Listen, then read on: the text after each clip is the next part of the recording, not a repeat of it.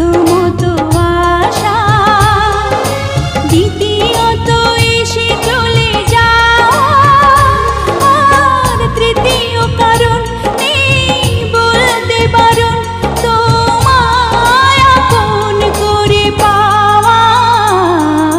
পৃথিবীতে প্রথমত আশা, দ্বিতীয়ত এসে চলে যাওয়া, আর তৃতীয় কারণ নেই বলতে বারণ তোমার